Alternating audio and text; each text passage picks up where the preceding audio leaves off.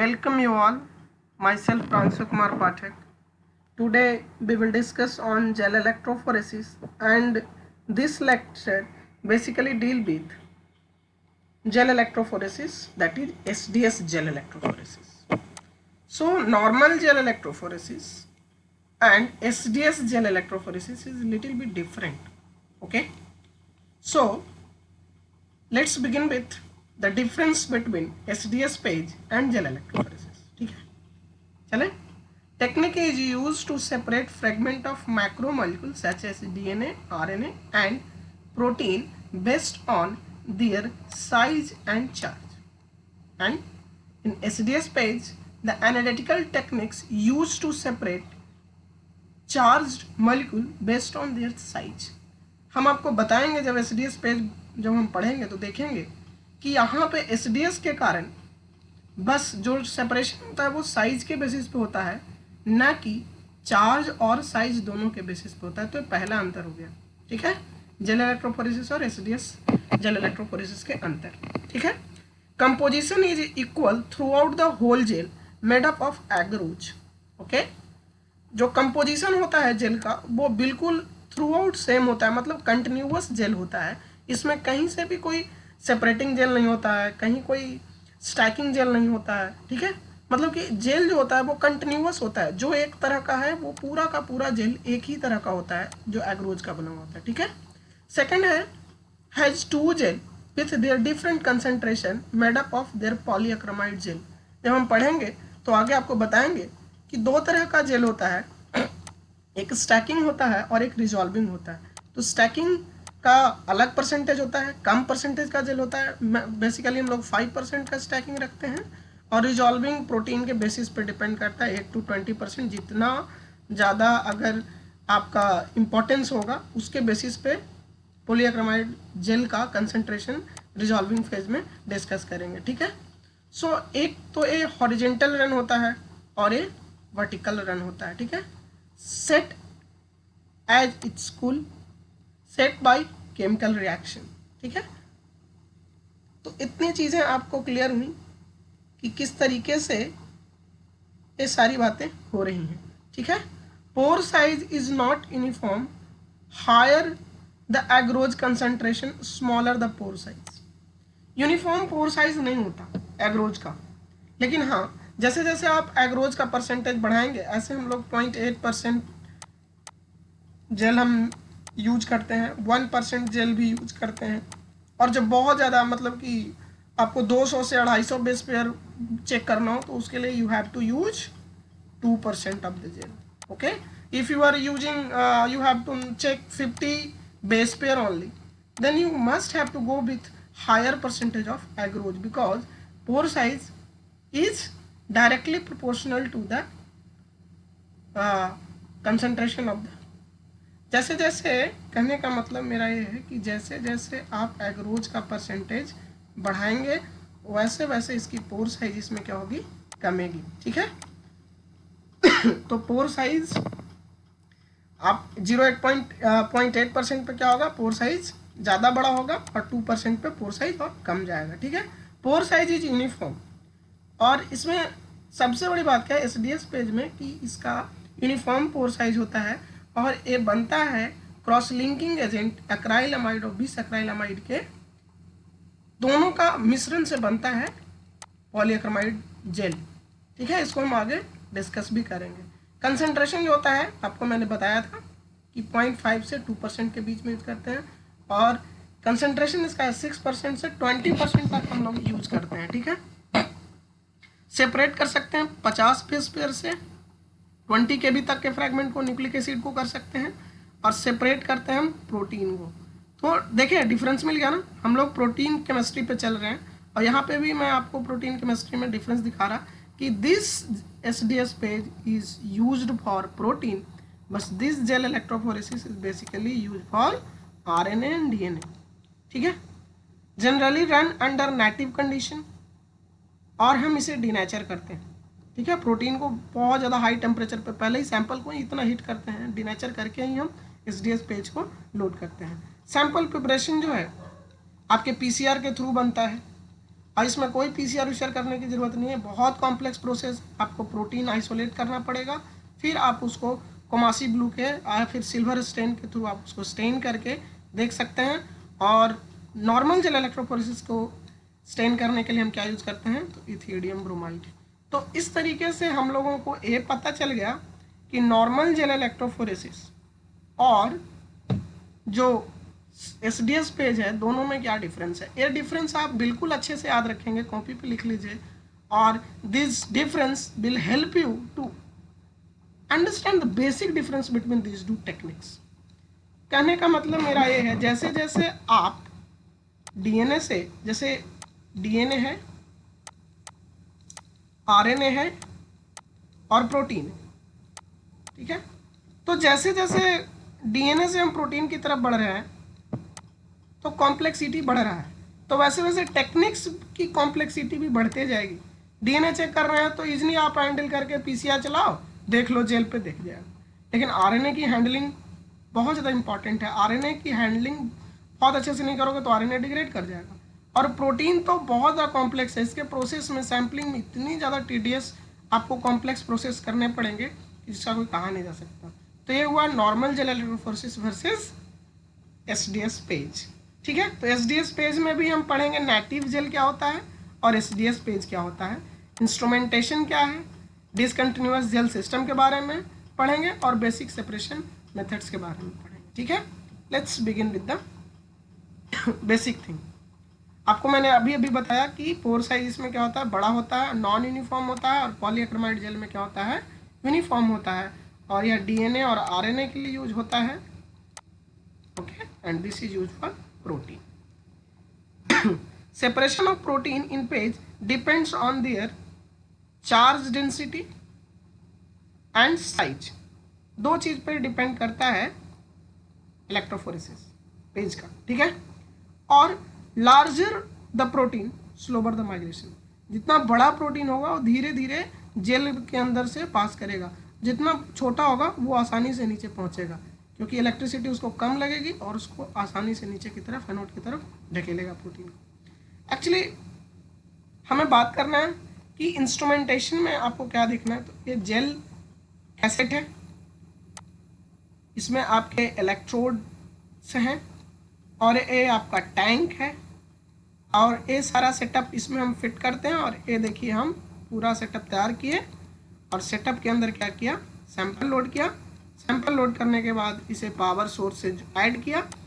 Power source जैसे ही हमने इसमें ऐड किया तो ये क्या हुआ कि हमारा separation on the basis of mass not charge in SDS, but in native page charge is also very important, because protein is composed of amino acids, and amino acids are acidic, and basic amino acids are basically charged in it. So these amino acids play a very important role during the native gel electrophoresis and SDS gel electrophoresis. Let's begin with the instrument part. So this is your casting stand, ये stand है। Stand पे आप क्या करेंगे कि casting frame जो है इसको अटैच करेंगे। ये आपका ग्लास प्लेट है, ये आपका प्लास्टिक कॉम्ब है, ये सब आप असेंबली करेंगे। असेंबल करने के बाद आप पावर सोर्स से ऐड करेंगे। पावर सोर्स से ऐड करने के बाद बेसिकली आपको करना क्या है कि यूनिट को इस तरीके से करना है, और ये देखिए आपका जेल है, ठीक है। हम थोड़ा बात कर ले कि कोई भी प्रोटीन जो होता है ना, कॉम्प्लेक्स इंट्रैक्शन से बना होता है, उसमें बहुत सारे इंट्रैक्शंस होते हैं। जैसे देखिए आयनिक बॉन्ड, पेप्टाइड का खुद बैकबोन जो है वो हाइड्रोफोबिक इंट्रैक्शन करता है। जब दो हाइड्रोफोबिक मॉलिक्यूल्स आपस में अटैच होंगे तो हाइड्रोफोबिक इंट्रैक्शंस होंगे, डाइसल्फाइड ब्रिज होंगे, हाइड्रोजन बॉन्ड होंगे। ये सारी चीज़ें बहुत ज़्यादा इंपॉर्टेंट करती हैं और मैटर करती हैं जब आप नेटिव जेल चलाएंगे, ठीक है।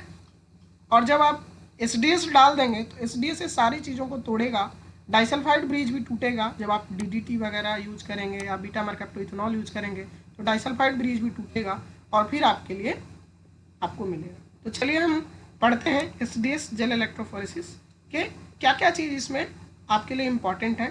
तो सबसे पहले आपको देखना है रिच HCl, जिसका pH 6.8 होगा। ये बफर है।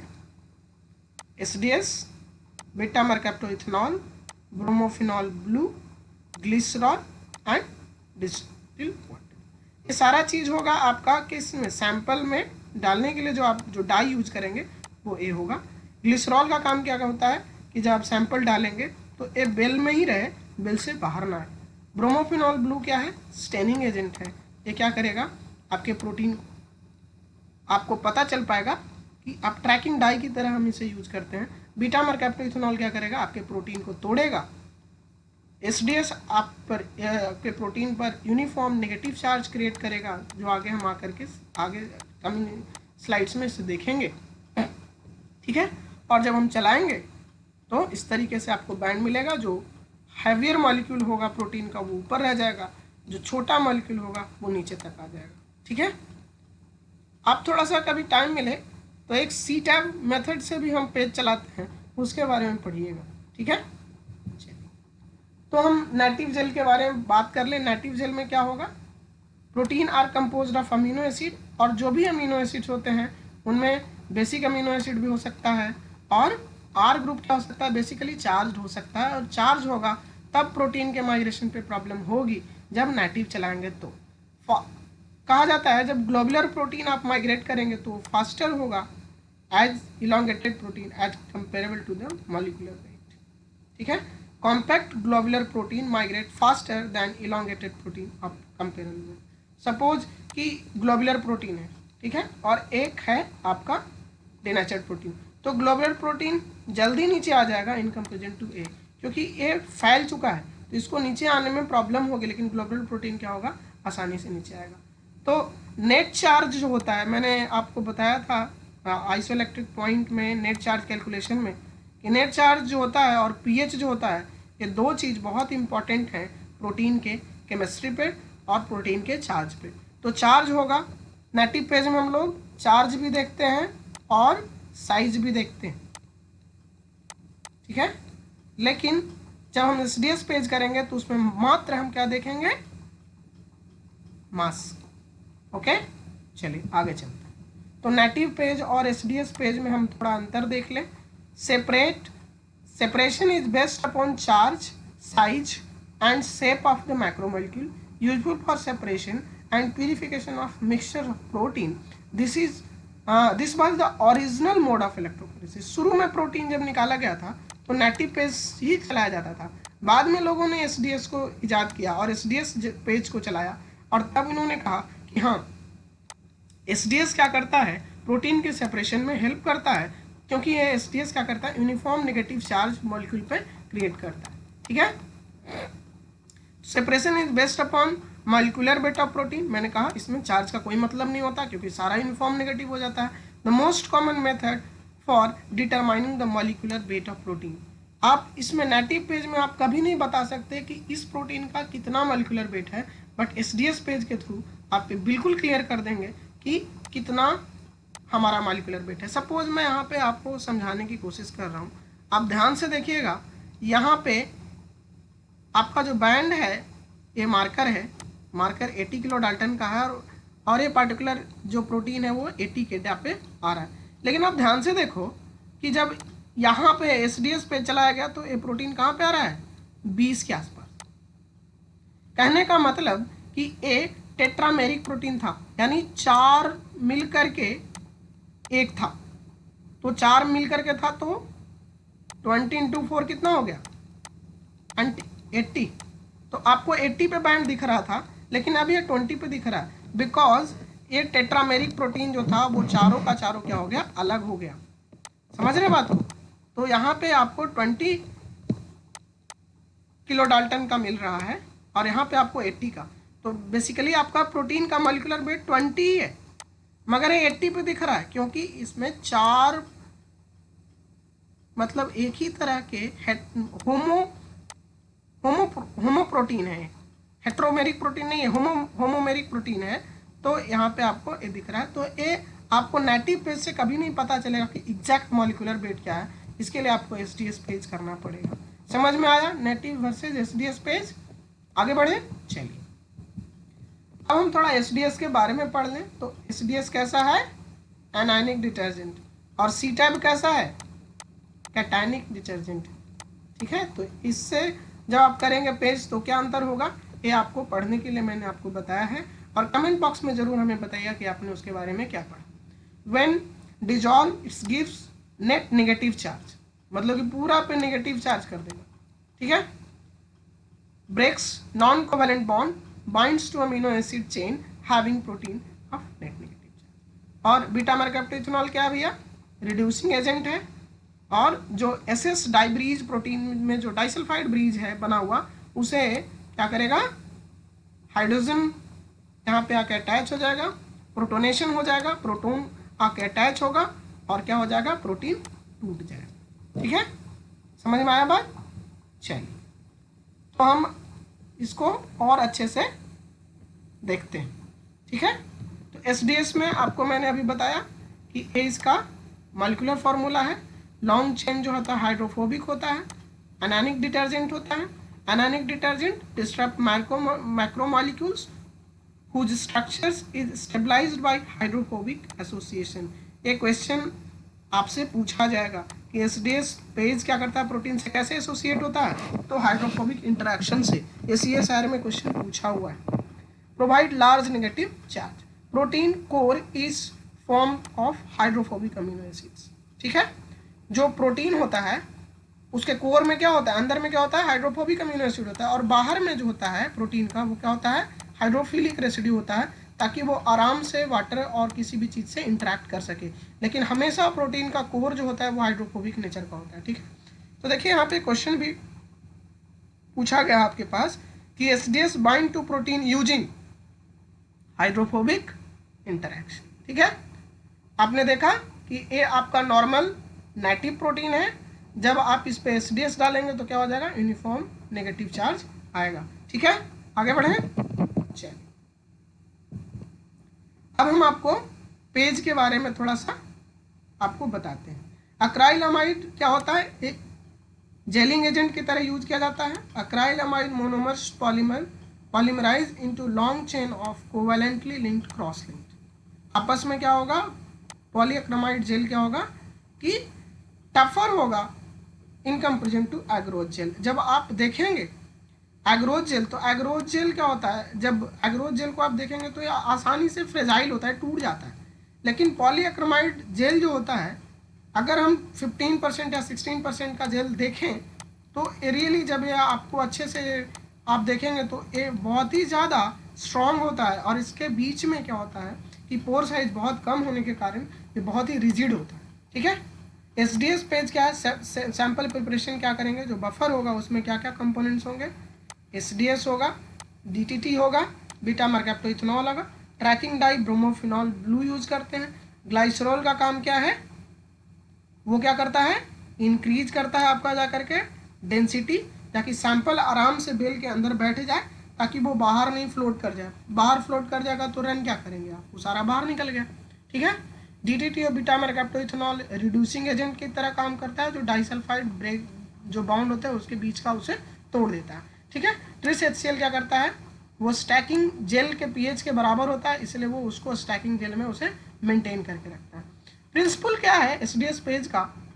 The solution of protein will analyzed is mixed with SDS which denature the secondary structure of protein and it's apply negative charge onto the whole protein complex, and then the separation is done on the basis of mass only, not the charge, because charge on protein become equally, because हर जगह क्या हो गया? Negative negative हो गया।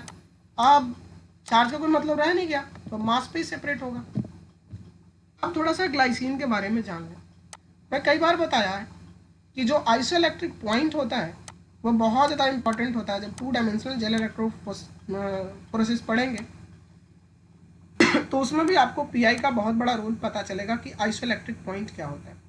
तो मैंने आपको पहले बताया था, जब प्रोटीन कोई भी अमीनो एसिड बहुत ही कम पीएच पे होता है तो उसके पास पॉजिटिव चार्ज होता है, और जैसे जैसे वो बेसिक की तरफ बढ़ता है, यानी पीएच ज़्यादा हो जाता है, यानी बेसिक इन्वॉल्वमेंट जाता है, तो उस पर नेट नेगेटिव चार्ज आता है। और कुछ ऐसे समय आते हैं जहाँ पे ज्यूट्रानिक फॉर्म बनता है, जितना प्लस उतना माइनस बराबर, तो इसे हम कहते हैं आइसोलेटेड पॉइंट। तो स्टैकिंग देखिए, एसडीएस पे मैं ग्लाइसिन की बात इसलिए कर रहा हूँ कि ग्लाइसिन जो होता है रनिंग पेपर का एक मेन कंपोनेंट होता है। तो 6.8 है स्टैकिंग जेल का पीएच और यहाँ पे पीएच है 5.9, तो ये सिमिलर है, इसके करीब है, इसीलिए स्टैकिंग जेल का पीएच कितना है 6.8, क्योंकि जो सैंपल बफर है वो कैसे फॉर्म में है, जो आपका ग्लाइसिन है उसका पीआई ए है। ठीक है, तो स्टैकिंग जेल और रिजॉल्विंग जेल पर हम आगे चलेंगे तो आपको और भी चीज़ें पता चलेगी। अब हम आपको थोड़ा सा बताएं कि जब आप पूरा रनिंग जेल बफर देखेंगे तो उसमें क्या होगा, आपका ट्रिस HCl से क्लोराइड आयन मिलेगा आपको, एसडीएस के साथ आपका प्रोटीन का कॉम्प्लेक्स होगा और ग्लाइसिन होगा। ये तीन बातें आपको दिमाग में रखना है। जब आप स्टैकिंग जेल पे रहेंगे तो बाहर का इन्वायरमेंट तो आपका रनिंग जेल है, ठीक है, उसमें क्या क्या है, ये तीन कंपोनेंट है। तो आप याद रखिएगा कि ग्लाइसिन क्या है, ग्लाइसिन क्या है आपका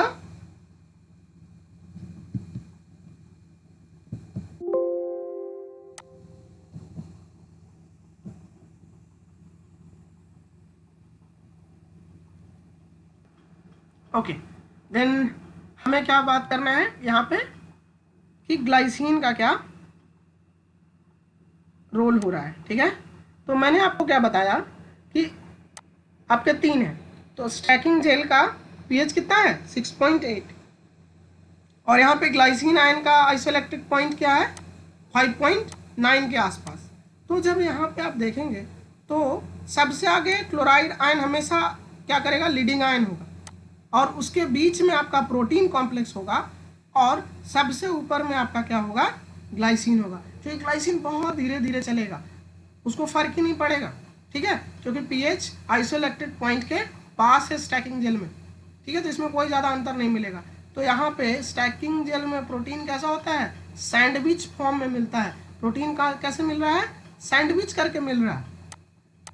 सैंडविच क्यों है भैया, तो प्रोटीन बीच में है, ये ऊपर से ब्रेड या नीचे से ब्रेड, तो ग्लाइसिन ऊपर में रहेगा और नीचे में क्लोराइड आयन रहेगा। क्लोराइड आयन हमेशा नीचे चलता रहेगा क्योंकि क्लोराइड आयन इलेक्ट्रोफोरेसिस में नेगेटिव चार्ज है, आराम से एनोड उसको खींचता रहेगा नीचे की तरफ। लेकिन प्रोटीन क्या होगा, कॉम्प्लेक्स बन करके बीच में सैंडविच बन के आएगा, कहाँ, स्टैकिंग जेल में। अब हम बात करते हैं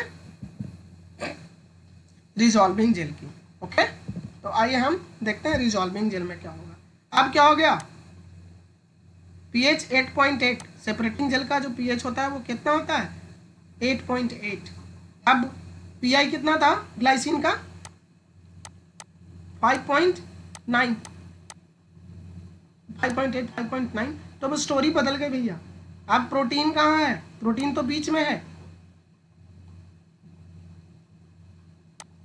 ये देखिए प्रोटीन यहाँ आ गया, ग्लाइसिन आयन अब क्या हो गया, आसानी से जा रहा है, प्रोटीन धीरे धीरे गुजरेगा। ठीक है, और आपका क्लोराइड आयन तो हमेशा लीडिंग आयन होगा। तो यहाँ पे सैंडविच मॉडल बदल गया, सैंडविच नहीं हुआ, अब प्रोटीन आपका कहाँ चला गया, ऊपर। अब प्रोटीन धीरे धीरे धीरे धीरे, क्योंकि आप परसेंटेज भी तो बढ़ रहा है, इस स्टैकिंग जेल कितना होता है 5% का होता है, लेकिन प्रोटीन जो सेपरेट करते हैं हम लोग 12 to 15% का जेल नॉर्मली बना के चलते हैं। तो आप सोचो कि जेल परसेंटेज बढ़ गया तो प्रोटीन धीरे धीरे माइग्रेट करेगा, और प्रोटीन धीरे धीरे माइग्रेट करेगा, तो ये ऐसे ऐसे चल रहा है। ठीक है, क्योंकि अब इस पर तो चार्ज है नहीं, तो प्रोटीन भैया धीरे धीरे चल रहा है, और यहाँ प्रोटीन फास्टर चल रहा था और एक लाइन पे आके स्टैकिंग जेल पे क्या करता है, स्टैक हो जाता है, एक साथ आकर के जम जाता है। ठीक है, ऊपर स्टैकिंग जेल था आपका।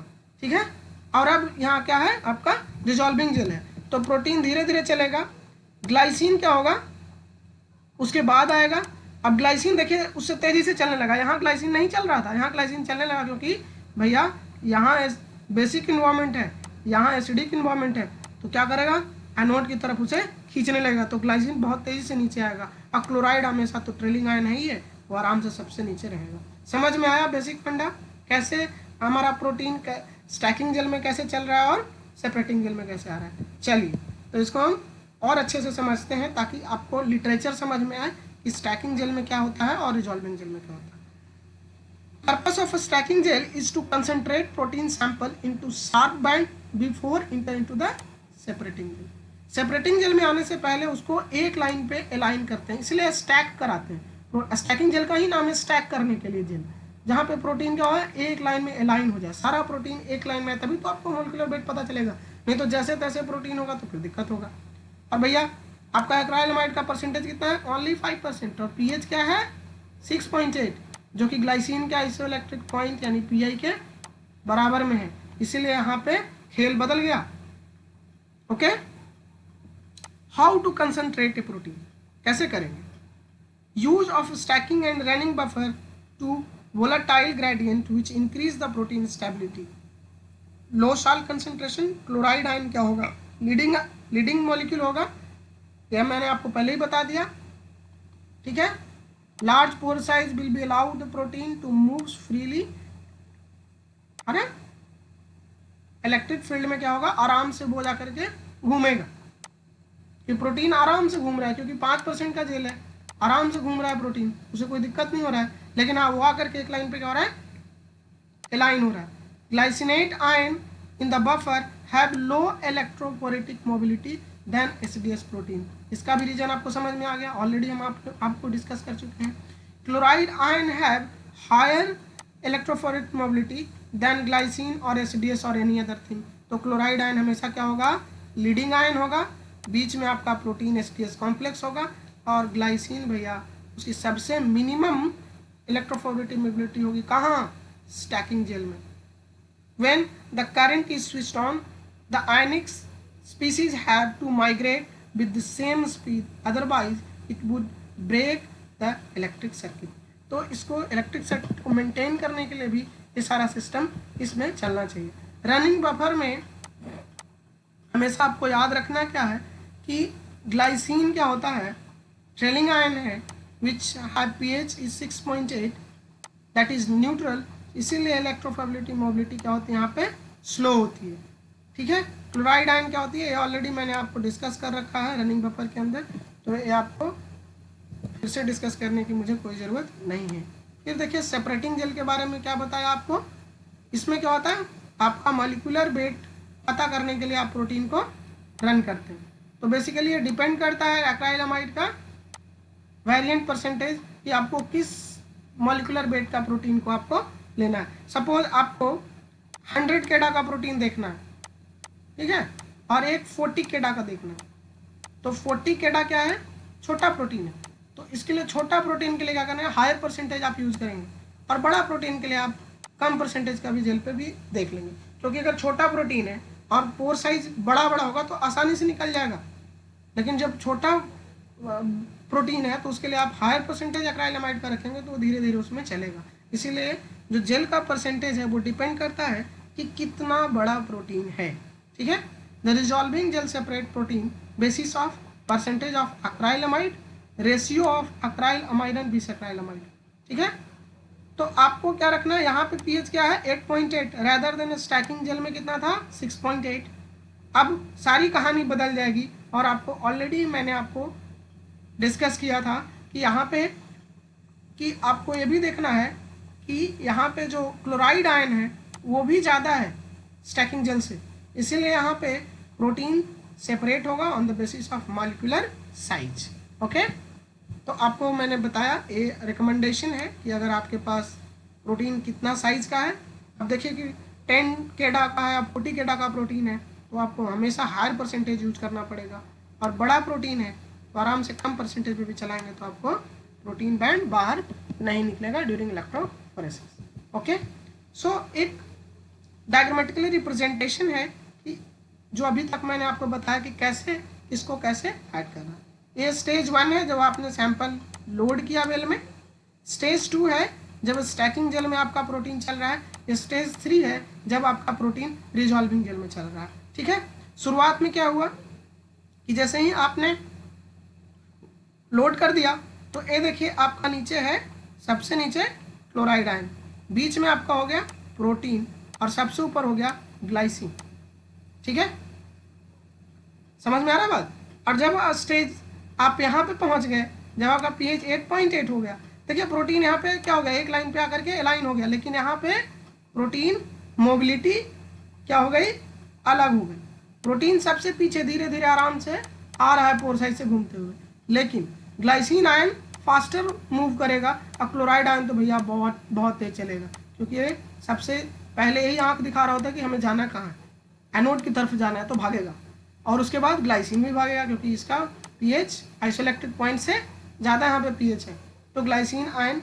तो ये आपको पूरी स्टोरी अब हमारे समझ से आपको इसका फंडा बिल्कुल क्लियर हो गया होगा कि एसडीएस पेज में कौन पहले, कौन क्यों और क्यों कैसे, सारी चीज़ें अब आपको क्लियर हो गई होंगी। ठीक है, तो because the mobility of chloride ion greater than the glycine, the chloride ion are the leading ion begin to migrate all away from the glycine ion, that is the trailing ion. ठीक है, चलिए, तो अक्राइलमाइड का जो stock होता है वो 30% का होता है, 29 gram of acrylamide and 1 gram of bis acrylamide, ये हो गया 30%। और 100 ml में अगर आप बना लेते हैं तो 30% क्या हो गया, अक्राइलमाइड हो गया। ऐसे हम स्टोर करते हैं फूल।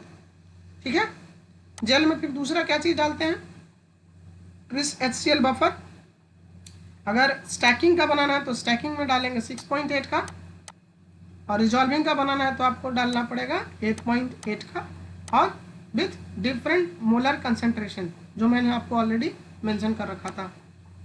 टिमिड कैटलिस्ट है, एपीएस अमोनियम परसल्फेट इनिशिएटर है जो पॉलीमराइजेशन करता है। याद रखिएगा टिमिड और एपीएस हमेशा लास्ट में डालिएगा।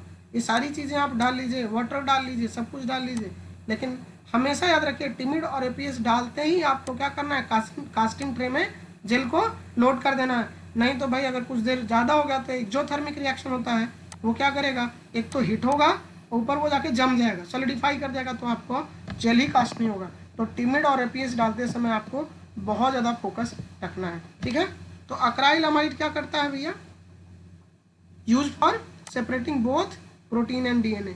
डीएनए को भी हम अक्राइलमाइड पे चेक करते हैं, जब खास करके प्राइमर वगैरह जब हमको चेक करना होता है, प्राइमर कैसा है नहीं है। कभी कभी प्राइमर में क्या होता है, सेकेंडरी स्ट्रक्चर्स बनने लगते हैं, तो वो प्राइमर को चेक करने के लिए आपको पॉलीअक्रिलामाइड जेल पे ही चलाना पड़ेगा। ठीक है, तो अक्राइलमाइड टोटल परसेंटेज है, लो अक्राइलमाइड है तो लार्ज पोर साइज बनेगा, हाई परसेंटेज है तो लो पोर साइज बनेगा, और इस तरह से मैस बनेगा जिसपे आपकी प्रोटीन क्या होगी, अंदर से घुस के चलती रहेगी। तो ये हो गया जेल का कंपोजिशन। टिमिड का क्या काम है, आप अच्छे से, आपको मैंने बताया कैटलाइजिंग एजेंट है। चलिए, तो जब आप प्रोटीन जेल चला लिए तो आप क्या करेंगे, उसको वहाँ से निकालेंगे और उसको पहले स्टेन करेंगे। स्टेन करने के बाद क्या करेंगे, डी स्टेन करेंगे। डी स्टेन के बाद आप उसको चेक करेंगे। ठीक है, तो आपको फिक्स करना है तो आप इथेनॉल यूज करें या मिथनॉल यूज करें, ये 40% या 45%, और ग्लासियल एसिटिक एसिड आप यूज करेंगे। स्टेनिंग में कोमासी ब्लू डालेंगे या सिल्वर स्टेन से स्टेन कर सकते हैं, दोनों की सेंसिटिविटी अलग है। कोमासी ब्लू क्या होता है, कम सेंसिटिव है, सिल्वर स्टेन ज़्यादा सेंसिटिव है। Silver staining is use for 10 to 100 times more sensitive than Coomassie blue, मैंने आपको पहले ही बता दिया। ठीक है, तो अब दोनों के बीच के स्टेनिंग में थोड़ा सा आपको डिफरेंस दिखा है कि जब दोनों को जेल को दिखेगा तो आपको कैसा दिखेगा। तो जब आप कोमासी ब्लू स्टेन करेंगे तो आपको इस तरह का दिखाई देगा, सबसे पहले तो पूरा आएगा। जब डी स्टेन करेंगे तो आपको इस तरह से दिखाई देगा, और सिल्वर स्टेनिंग में आपको ऐसा दिखाई देगा। ये ज़्यादा इफिशियंट है इन कंपेरिजन टू कोमासी स्टेनिंग। ठीक है, अब है ग्रेडियंट। कभी कभी क्या होता है ना कि स्टैकिंग तो चलिए ठीक हो गया, ग्रेडिंग में भी हम क्या करते हैं, पहले 8% का जेल है, फिर आगे जाके 10% का जेल हो गया, फिर 12% का जेल हो गया, और फिर 13% का या 15% का लास्ट में आप, मतलब ये ग्रेडियंट बन रहा है ना नीचे की तरफ। तो सबसे पहले 13 वाला नीचे डाल लिए, फिर 12 वाला, फिर 8 वाला। ये ग्रेडियंट जेल बनाने का मतलब क्या है, क्योंकि जैसे जैसे नीचे नीचे बढ़ रहे हैं तैसे तैसे क्या हो रही है, पोर साइज घट रही है। तो जो छोटा प्रोटीन होगा धीरे धीरे धीरे धीरे क्या होगा, ग्रेडियंट में आपको अच्छे से रिजॉल्व आपको करना हो तो ग्रेडियंट जेल भी हम यूज करते हैं। ठीक है, दिस पॉलीअक्रिलामाइड जेल सिस्टम जो होता है तब यूज करते हैं जब आपको प्रोटीन के बारे में नहीं पता है, अननोन प्रोटीन है और आपको उसके प्रोटीन का मॉलिक्यूलर वेट निकालना है, तो आप उसके ग्रेडियंट पे लेके जा सकते हैं। एक्राइलमाइड का कंसंट्रेशन क्या करेगा रिजॉल्विंग जेल में, वो बदलेगा अप टू 25% तक हम क्या कर सकते हैं कि हम नीचे ले सकते हैं। ठीक है, ऊपर में तो क्या होगा पोर साइज 5% का होगा, लेकिन जब नीचे आएंगे तो उसे आप ग्रेडियंट वे में आप उसको करेंगे। ठीक है, इसका एडवांटेज क्या है, much greater range of protein molecular values can separated than a fix percentage of gel. Fix percentage जैसे आपने 12% का जेल बना लिया तो 12% यहाँ हुआ 12% है, तो उसमें जो सेपरेशन होगा 12% के बेसिस पे होगा। उसमें अगर मान लिया जो बहुत ही कोई छोटा प्रोटीन है वो तो निकल जाएगा, तो उसके लिए आपको क्या करना पड़ेगा, ज़्यादा अगर हैवियर आप नीचे लगा देंगे तो क्या होगा, उसमें प्रोटीन फंस जाएगा और आपको दिख जाएगा। तो बहुत छोटा प्रोटीन के लिए हम इसको ग्रेडियंट को यूज करते हैं। ठीक है, डिफरेंशियल प्रोटीन प्रोफाइलिंग आपको करना हो तो आपको ग्रेडियंट यूज करना पड़ेगा। ट्रैकिंग प्रोटीन प्यूरिफिकेशन के लिए हम लोग ऐसा करते हैं, सब यूनिट प्रोटीन के निकालने होंगे कितने सब यूनिट्स हैं, तो आप क्या यूज करेंगे, ग्रेडियंट वाला यूज करेंगे, यानी डिफरेंट परसेंटेज जो एक ही जेल में रिजॉल्विंग जेल में कई परसेंटेज होंगे वो वाला आप जेल यूज करेंगे। और इससे हम क्या करते हैं, मॉलिक्यूलर वेट का भी पता कर सकते हैं। ठीक है, समझ में आई बात। तो आपको एक छोटा सा जानकारी दे दें कि जब आपको जेल बनाना हो तो आप क्या और कितनी क्वांटिटी में डालेंगे कि किस परसेंटेज का जेल बनेगा। तो ये मैंने आपको लिख के रखा है, आप इसे कॉपी कर लें, लिख लें कहीं, तो आपके लिए बहुत अच्छा होगा कि किसका कितना हमको वॉल्यूम चाहिए ताकि हम जेल बना सकें। ठीक है, और ये है आपका स्टैकिंग जेल। स्टैकिंग जेल के लिए आपका ये परसेंटेज है, आप ऐसे यूज करें, और पर जेल का एक कंसंट्रेशन दिया हुआ है, आपको जितना बनाना है उतना हिसाब से आप मल्टीप्लाई कर लीजिए और उतना जेल बना लीजिए। कुछ प्रीवियस ईयर के क्वेश्चंस देखते हैं इलेक्ट्रोफोरेसिस पे। तो प्रोटीन सेपरेशन जो होता है इलेक्ट्रोफोरेसिस किसके बेसिस पे होता है, एसडीएस में साइज के बेसिस पे। ठीक है, SDS is used while separating protein bye SDS page, because SDS हम क्यों यूज करते हैं एसडीएस जेल पेज में, it helps in solubilization of protein, thereby making easier to separate. It binds to protein and confirm uniform negative charge and density, therefore making moves during electrophoresis. ये आपका सही option है। ठीक है, अब आपके पास एक और क्वेश्चन है, a mixture containing two protein having similar mass but different oligomeric protein can be separated by। जब दो अलग अलग डिफरेंट प्रोटीन हैं, ओलिगोमेरिक प्रोटीन हैं, उनको आप कैसे सेपरेट करेंगे, SDS PAGE analysis, negative PAGE, C isoelectric focusing, और डी ए एंड सी। तो जब आपको इस तरह का होगा तो both A and C, SDS PAGE और आइसोइलेक्ट्रिक फोकसिंग आप दोनों करेंगे, तब आपको पता चले पड़ेगा। सिमिलर मास होने के कारण क्या होगा, इसीलिए हम आपको नेक्स्ट लेक्चर जो होगा वो 2 डायमेंशनल जेल इलेक्ट्रोफोरेसिस पे होगा कि 2 डायमेंशनल जेल इलेक्ट्रोफोरेसिस तब किया जाता है जब सिमिलर मास हो, तब आप कैसे सेपरेट करेंगे प्रोटीन को, तब उसके लिए हम लोग सबसे पहला तो एसडीएस पेज करते हैं और आइसोइलेक्ट्रिक फोकसिंग दोनों को यूज करते हैं, इसीलिए हम उसे 2D कहते हैं, 2 डायमेंशन यूज करते हैं, एक आइसोइलेक्ट्रिक फोकसिंग का पहला डायमेंशन और दूसरा पेज का।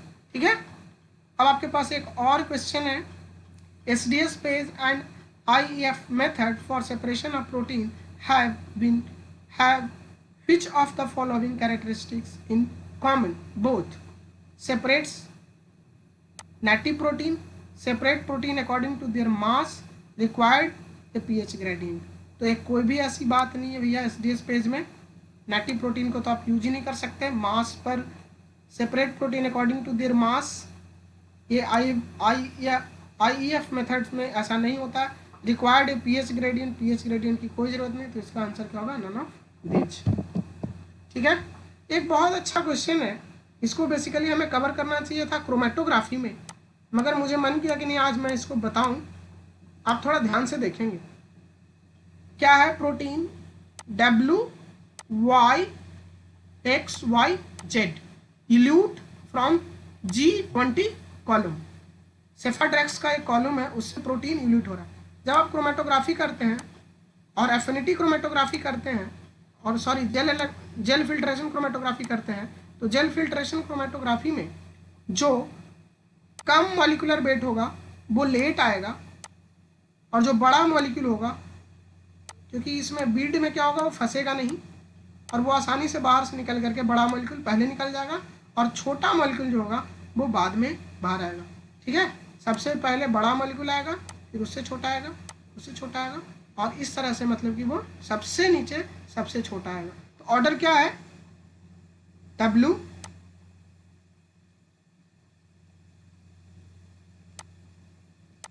X, Y and Z।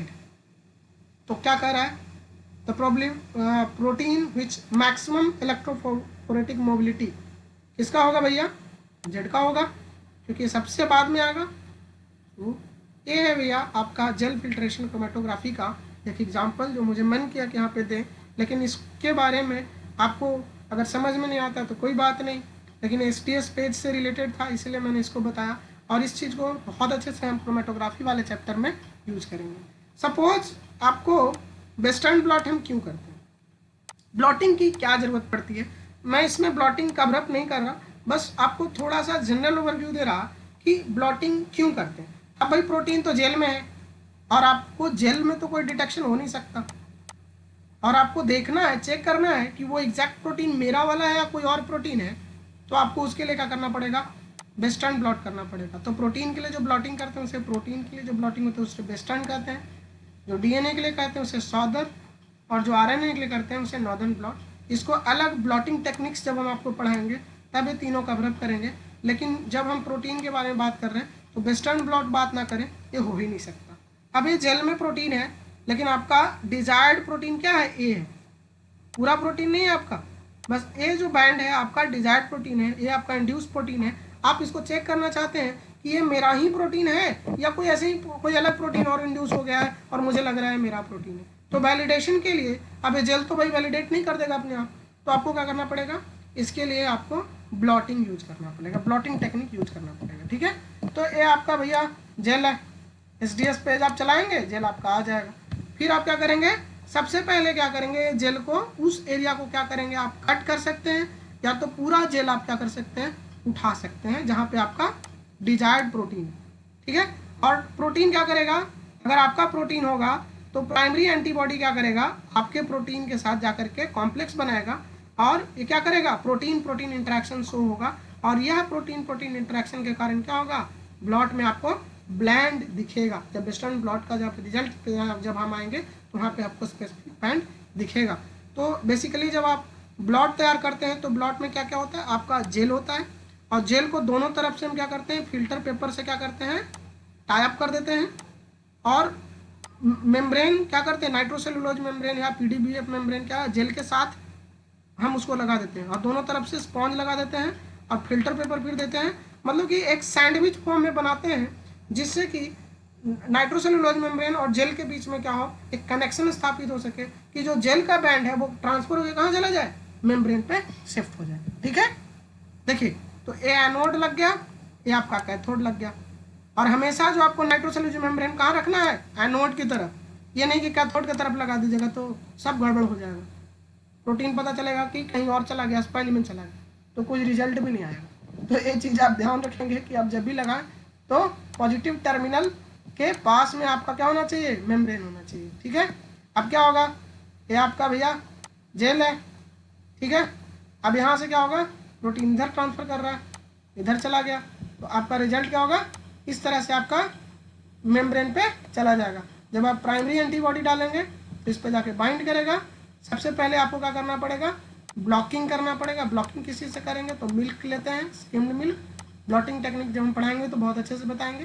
तो ब्लॉकिंग करके हम क्या करिए, सारा जगह बाइंड कर दिए। अब वहीं पे जाके बाइंड करेगा जहाँ पे हमारा प्राइमरी एंटीबॉडी, वहीं जाके बाइंड करेगा जहाँ उसको ज़रूरत है। तो ब्लॉकिंग करने के बाद क्या होगा, आपका इस तरह से आपका जाकर के प्राइमरी एंटीबॉडी बाइंड कर जाएगा। प्राइमरी एंटीबॉडी के बाद क्या होगा, आप उस पर क्या करेंगे, प्राइमरी एंटी के बाद कोई डिटेक्शन सिस्टम नहीं होता। ठीक है, तब आप उसमें क्या कर लेते हैं, सेकेंडरी एंटीबॉडी जोड़ते हैं। सेकेंडरी एंटीबॉडी क्या होता है, बेसिकली केमिल्यूमिनेसेंट हो सकता है, या कई तरह के उसमें होता है, फ्लोरेसेंस दे सकता है, या फिर उसमें कोई सबस्ट्रेट प्रोडक्ट रिएक्शन हो सकता है जिससे वो क्या करे कि आपको कोई सिग्नल देगा और उस सिग्नल के कारण क्या होगा, वहाँ पे आपको बैंड, आप उसको क्या करेंगे, इस तरह से विजुअलाइज करेंगे। इस तरीके से thanks for your attention, and if you have any query please ask me, please comment, and thank you so much for listening. Okay.